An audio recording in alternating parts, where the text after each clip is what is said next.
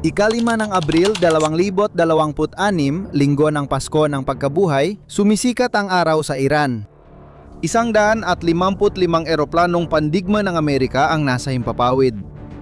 Katatapos lang magbagsak ng 100 higanteng bomba ng mga bomber sa mga kalsada ng Iran para pigilan ang hukbo ng Iran na sumulong. 2 eroplanong pangkargamento ng Amerika ang nakabaon sa isang abandonadong runway. Ang mismong hukbo ng Estados Unidos ang magpapasabog ng mga yon para hindi makuha ng kalaban. At sa gitna ng mga bundok ng Iran, isang grupo ng Navy SEALs, ang parehong unit ng elite na nagpatumba kay Bin Laden, ay nagbubuhat ng isang sugatang koronel na nagtagong mag-isa sa loob ng 48 oras sa isang bitak ng bato, may dalang baril at 3 salita sa radyo: "Mabuti ang Diyos." Hindi dapat nagtagumpay ang operasyong ito at nanunumpa ang Iran na hindi ito nagtagumpay. 155 eroplano, daan-daang sundalo, halos 10 sasakyang panghimpapawid ang nawasat, lahat para sa iisang tao. Ang malinaw na tanong ay, sulit ba talagang lahat ng ito? Sa totoo lang, hindi yon ang inaasahan mo, pero para maintindihan, kailangan balikan ang 2 araw na nakalipas. Mula noong katapusan ng Pebrero ng 2026, ang Estados Unidos ay nakikipagdigma laban sa Iran. Ang operasyong militar ay tinawag na Epic Fury at sa loob ng ilang linggo, sinakot ng hukbong Amerikano ang himpapawid ng Iran, halos walang kalaban-laban. Ayon sa mga awtoridad ng Amerika, hindi na kayang lumaban ng Iran sa himpapawid. Wasak na ang hukbong dagat ng Iran, nawasak na ang kanilang puwersang panghimpapawid at tila kontrolado na ang lahat, ngunit noong 3 ng Abril, may nagbago.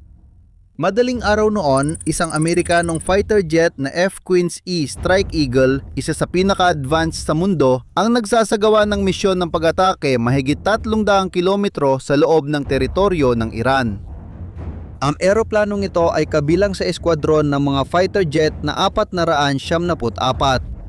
Isa ito sa mga pinakapinaparangalan na eskwadron ng hukbong himpapawid ng Amerika. Ito rin ang eskwadron na 2 taon bago nito ay nagpabagsak ng higit 80 drone at misail ng Iran sa loob ng isang gabi sa pinakamalaking labanan sa himpapawid sa mahigit 50 taon. Tandaan mo ang detalyeng yan. Sakay nito, may 2 tripulante, ang piloto at ang opisyal ng mga sistema ng armas, ang taong responsabel sa pagpapatakbo ng mga radar, mga sensor at mga armas ng eroplano. Ang opisyal na ito ay veteranong koronel na iginagalang at inilarawan ng mga kasamahan bilang may malalim na pananampalataya. Ang codename sa radyo ng eroplano na ito ay Jude 44. Tinamaan ng isang Iranyanong misil ang makina. Sinabi mismo ni Pangulong Trump pagkatapos na ito ay isang tsambang putok, pero tsamba man o hindi, nagawa na ang pinsala. Ito ang unang pandigmang eroplano ng Amerika na may pilotong napabagsak ng kalaban sa loob ng 23 taon. Ang huli ay noong sa Iraq noong 2003. Noong panahong iyon, naging matagumpay ang pagsagip. Sa pagkakataong ito, walang nakakaalam kung magtatagumpay. Ang alamat na ganap na kontrolado ng Estados Unidos ang himpapawid ng Iran ay natapos noong sandaling iyon. At ang eskwadron na 2 taon nang nakalipas ay pinahiya ang Iran sa himpapawid, ngayon ay may eroplanong nagkalat sa isang bundok ng Iran at 2 lalaking nawawala sa lupa. Nag-eject ang 2 tripulante pero bumagsak sila ng kilometro ang pagitan sa kabundukan sa timog-kanlurang Iran. Simula noon, nagsimula ang 2 magkasabay na karera. Ang piloto, na tinatawag sa mga military code bilang Jude 44 Alpha, ang unang natagpuan. Nagpadala ang Air Force ng mga rescue helicopter papasok sa Iran sa maliwanag na araw. 7 oras silang lumipad sa teritoryo ng kalaban. Nakuha ang piloto pero naging marahas ang kanilang paglabas. Ayon kay General Dan Kane, hepe ng Estado Major ng Amerika, pinaputukan ng bawat armadong tao sa Iran ang helikopterong may piloto. May mga tripulante na nasugatan. Isa pang helikopterong kasabay nila ay pinaputukan din. At may iba pa. Isang eroplano, Ades Warthog, isang modelong ginawa talaga para magbigay ng suporta ng putok sa lupa na nagbibigay ng cover sa rescue, ay tinamaan ng putok ng kalaban. Lumipad ang piloto papuntang Kuwait, nag-eject siya sa ligtas na lugar at bumagsak ang eroplano. Ibig sabihin, para may ligtas ang isang piloto, 2 eroplano na ang nawala sa mga Amerikano at marami na ring nasugatan. Ngunit ang mas malaking problema ay hindi pa nagsisimula dahil ang pangalawang tripulante, si Coronel Dude 44 Bravo, ay nawawala sa bundok. At ang nangyari sa loob ng 48 oras na sumunod ay naging isa sa pinakamalalaking pagtugis sa tao sa kasaysayan ng makabagong militar. Walang nakakaalam kung nasaan ang koronel. Ni ang mga Amerikano, ni ang mga Iranyano. Sa panig ng mga Iranyano, agad ang naging reaksyon. Inihiwalay ng revolusyonaryong gwardiya, pinakamakapangyarihang pupersang militar ng Iran na hiwalay sa regular na hukbo, ang buong lalawigan ng Kogiluye at Boyar Ahmad sa timog kanluran ng bansa. Nag-broadcast ang pambansang telebisyon na humihiling ng tulong sa paghahanap at inutusan ng TV na barilin ang anumang sasakyang panghimpapawid ng Amerika na makita. Pagkatapos ay binago nila ang utos, gusto nilang buhay ang koronel.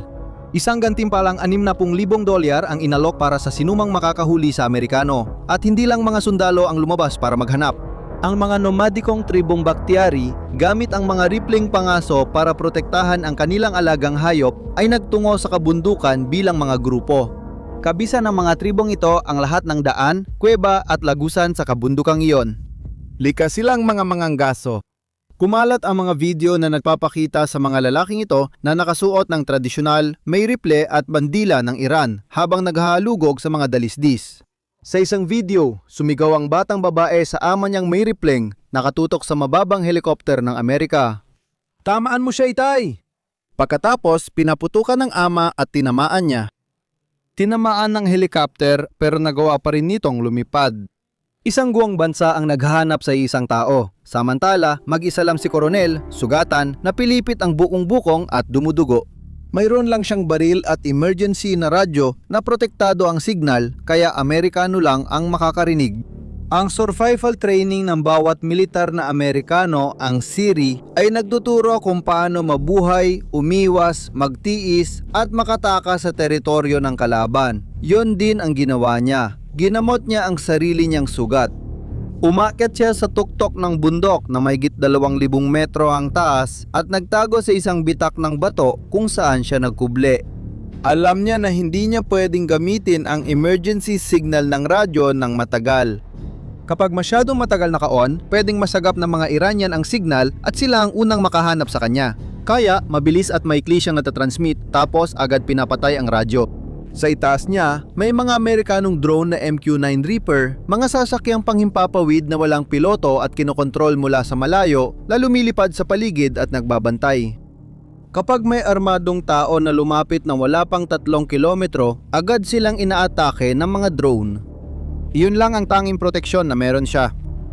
Pero tumatakbo na ang oras at libu-libong tao ang papalapit at pumapalibot sa kanya. Doon na kumilos ang CIA. At ang ginawa nila ay nagbago ng lahat. Nagpakawala ang ahensya ng isang kampanya ng disinformasyon sa loob ng Iran. Ipinakalat nila ang maling balitang iligtas na si Coronel. At na inilalabas na siya paalis ng bansa sakay ng isang convoy na panlupa.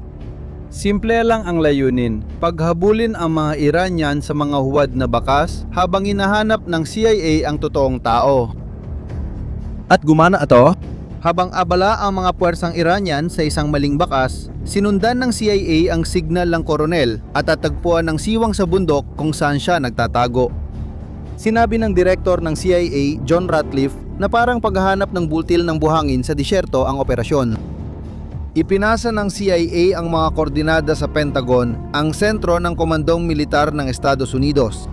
Pero bago magpadala ng daan-daang sundalo papasok ng Iran, kailangan muna nilang makasiguro sa isang bagay. Totoo ba ang senyas na iyon? O baka naman isang patibong lang ito? Dahil may tunay na panganib doon. Maaring nahuli ng mga Iranian si Coronel, kinuha ang radyo niya at ginagamit ang signal para akitin ang mga Amerikano sa isang pagtatambang. At sa sandaling yon, isang mensahe na binubuo ng 3 salita ang muntik ng magpawalang bisa sa buong operasyon. Nagpadala ng maikling mensahe sa radyo si Coronel. 3 salita lang, mabuti ang Diyos. Walang nagdiwang sa punong himpilan ng mga Amerikano. Katahimikan, pag-aalala. Si Trump mismo ang nagsabi na parang isang bagay na sasabihin ng isang Muslim.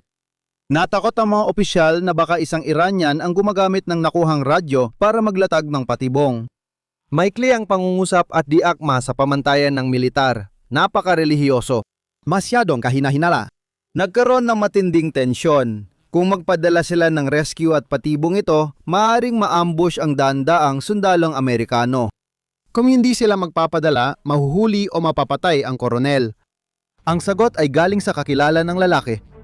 Kinumpirma ng mga opisyal na kasamahan ng koronel sa trabaho. Malalim ang kanyang pananampalataya. Hindi isang bitag ang pangungusap. Ganyan mismo ang masasabi ng taong may pananampalataya pagkaligtas sa pag-eject. Isang pagbagsak sa isang bundok. Malubang mga sugat at 24 na oras na hinahabol. Inaprubahan ni Trump ang agarang pagsagip. At ang sumunod ay marahil ang pinakamalaking operasyong pagsagip militar mula noong digmaan sa Bosnia. 155 eroplano ang lumipad. 4 na bomber, 64 na fighter jet, 48 eroplano tangke para mag-refuel ng ibang sasakyang panghimpapawid habang nasa ere. 13 rescue aircraft, sa lupa, Navy SEALs, ang kilalang SEAL Team 6. Espesyal na operasyon ng Air Force, Army Aviation at mga combat medic. Tumulong din ang Israel, nagbahagi ng impormasyon sa intelihensya at nagsagawa ng kahit isang airstrike para harangin ang mga puwersa ng Iran na makarating sa lugar. Naganap ang operasyon sa gabi. Nagbagsak ang mga BM bombers na humigit kumulang 100 bomba ng 2,000 libra sa mga kalsada at paligid ng lugar ng pagsagip. Bawat bomba ay may bigat na halos 1 tonelad. Ang layunin ay lumikha ng malalaking hukay para hadlangan ang pag-usad ng mga sasakyang Iranian. Ang mga larawang inilatala pagkatapos ay nagpakita ng napakalalaking trapiko ng mga sasakyang militar ng Iran na naipit sa mga sirang kalsada. Hindi sila nakarating sa lugar. Wala silang magawa.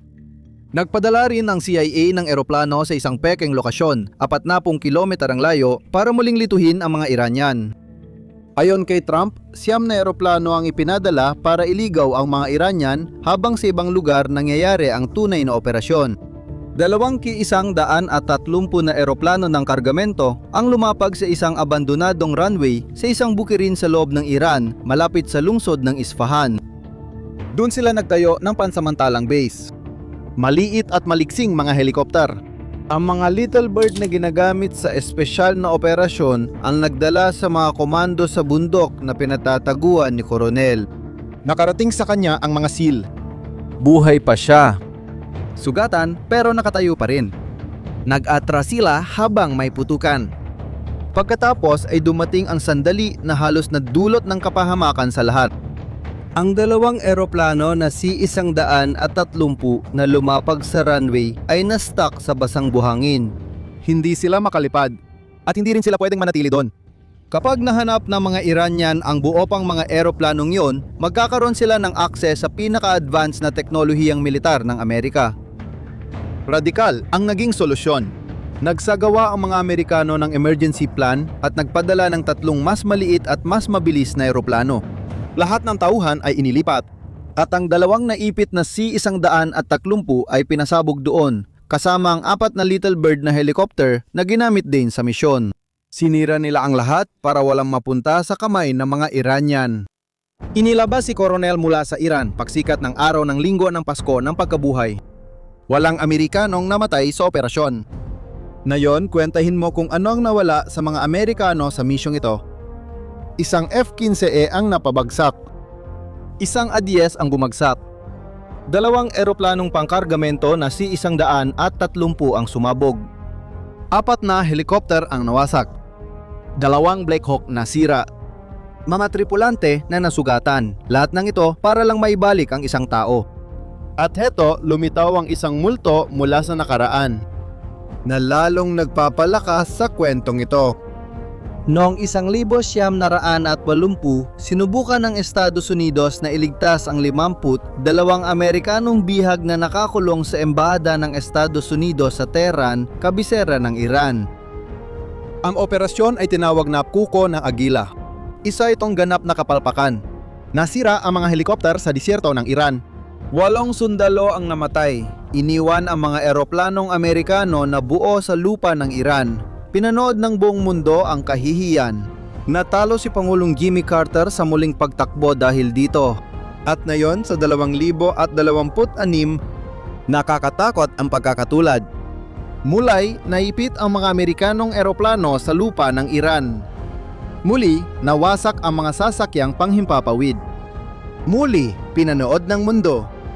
Pero sa pagkakataong ito, kabaliktaran ang naging resulta.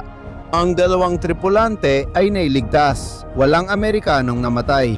At ang pinakamahalagang pagkakaiba, noong 1980 iniwan ng mga Amerikano ang mga eroplanong buo sa lupa ng Iran.